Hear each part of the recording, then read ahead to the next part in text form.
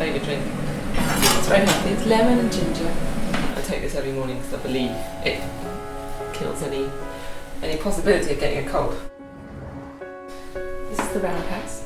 This is where I grew up as a kid, and I came back here about 4 years ago to come back here, live here, take this house on for the family.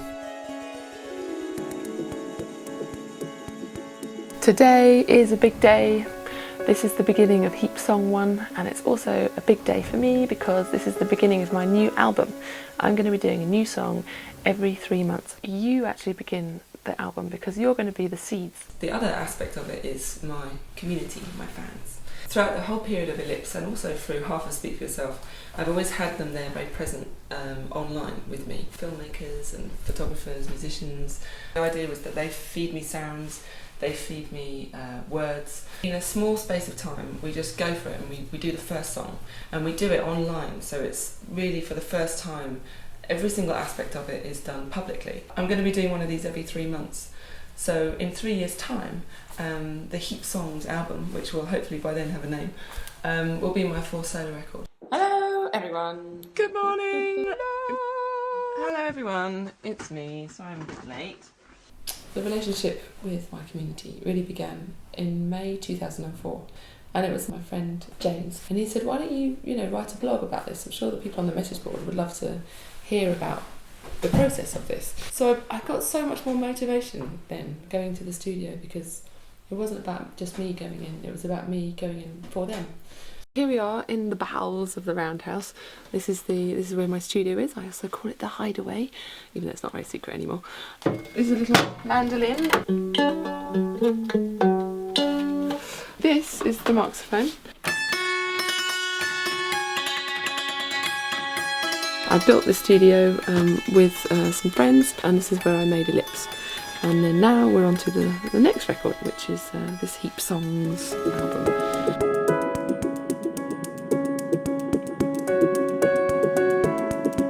Day one, 6 AM, went down to my studio in my nightshirt. So the plan for today is to go online, and I'm going to listen to the seeds that you have been sending in.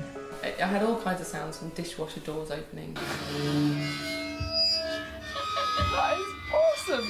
These are brilliant! Sorry, getting very excited. Wait a minute, wait, I want to go back to the slinky. Really love the slinky. And another guy called Robert Ponto, who was the first sound that I really loved. It's a sound called ukulele granulate. It's actually Anna Ponto playing the ukulele, one chord of it, Robert Ponto manipulating it and turning it into this beautiful sound. My brother actually sent me a sound of Robin, who is my niece, the sound of Robin's heartbeat through Kate's womb. Beating, amazing sound. Okay, Robin's heartbeat.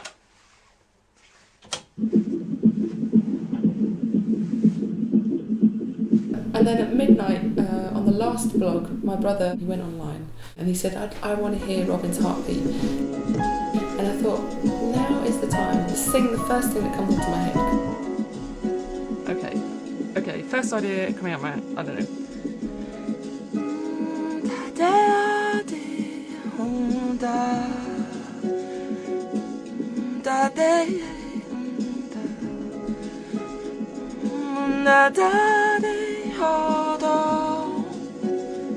Oh, Kelly's crying!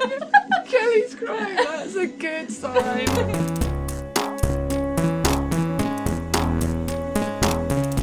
We had this thing called a word cloud. We had 4,000 words that were being sent in by people.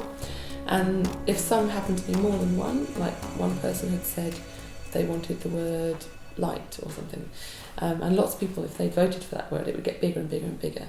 I like the idea that you're on the pulse of what people are talking about all around the world, aggregated into this kind of word cloud. The words people were sending in were about the earthquake in Japan. Tectonic, seismic, gravity, wave, hope. I read this newspaper cutting in The Guardian the other day, the story of this man who was cycling for his life ahead of the tidal wave that was kind of, racing towards him. That really got to me, that particular sentence in this piece. And so I'm going to write with him in mind. The biggest problem I had was the chorus lyric. Lyrically, the first thing that came to me was something that I was singing late at night, and I was just kind of jamming around on the melody. The lyrics at the moment are: Lifeline, before and after. This is the moment that makes me marker. Like a marker in your life, like a flagpole. When I sang it, it didn't really make much sense, and when I sang it to Tom, and when I sang it to Thomas and Mark, they all kind of went, what are you saying there? And I was like, the moment that made me marker. And they were like, yeah, it's good, but... So I was like, okay, that's 3 people that don't think that sounds very good. So I came up with this other line, which was Great White Gravity, because there's gravity in here, in this word cloud somewhere. Can't find it now. There it is, gravity. And I really love the word gravity. And gravity meaning, you know, heavy, serious, gravitas, with great gravity. And I like the idea that this great white, the kind of scariest thing in the ocean, the great white shark, with gravity, great white gravity, the biggest, you know, most serious point, scariest point in your life. Lifeline, before and after, in an instant of great white gravity. Slow tide and all is against me, every cell in my body breaks. Rise high, cling to the love, just for that moment of broken tragedy. Hello again. So today is Images submission day. We got nearly 2,000 photographs, I think. A lot of photographs sent in. Really, some really beautiful ones. And immediately, Andy Khan, who was putting together the artwork and the 3D ICD, him and I were both looking through and both favouriting quite a few of them, but one in particular that we both were like, we really like that one. I wanted to keep faithful to the original feeling of the heartbeat. That's her fastest heartbeat, 128 BPM. Her slowest one is roughly 119. And because this is about my tense moment, so maybe I should go with that one. I like 128. So let's see what the piano sounds like with that one.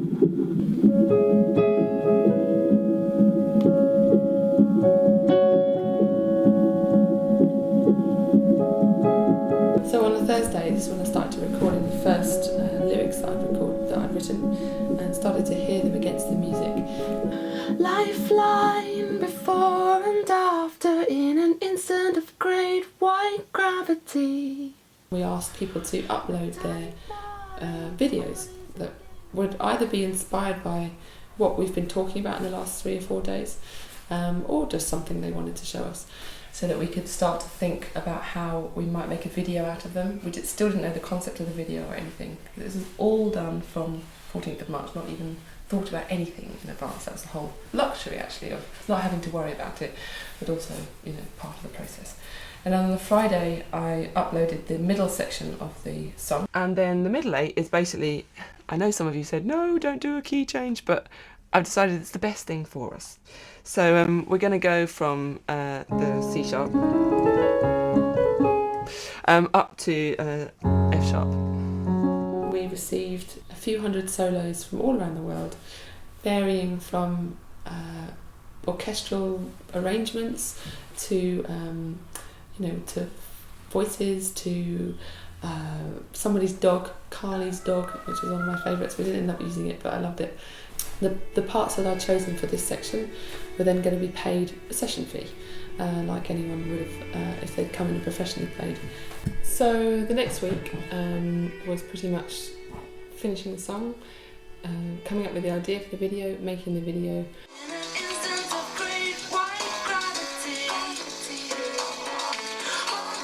When your body is in a state of panic, you start to flash through all these memories, to try and access information that might help you. So the idea was to project the fans' images onto my back, as if they were, and onto my face, as if they were really my images flashing through my mind. I've still got some going me, yeah. Lifeline before and after, in an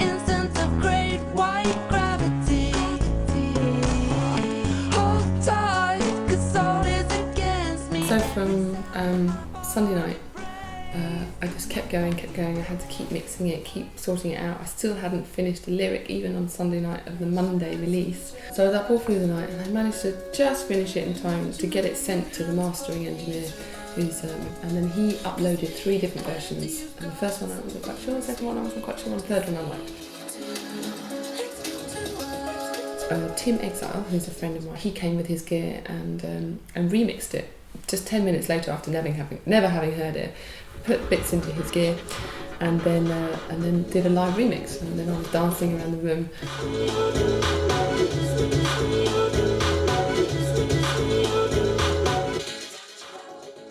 I love it when the physical meets the virtual, when these kind of digital meetings that between my fans and myself come alive in the physical form.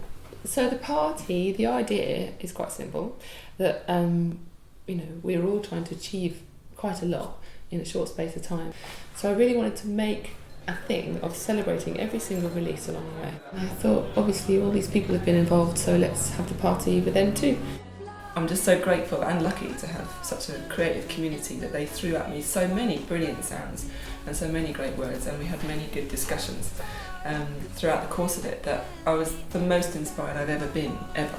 So the next project starts on the 20th of June. We're going to be creating the first 3D audio song, as if you're kind of in my shoes when you listen to it. Things passing overhead and turning into the music, and the context of the song really coming alive as if you were in my own shoes. The unexpected major achievement for me is that I've been able to connect my home life, my family life, my public life with my community, and also with the greater world event that happened also, all managing to connect it all together in one song in the beginning of this album. So that gives me a lot of courage and a lot of excitement about the next 11 to come and where they'll take me.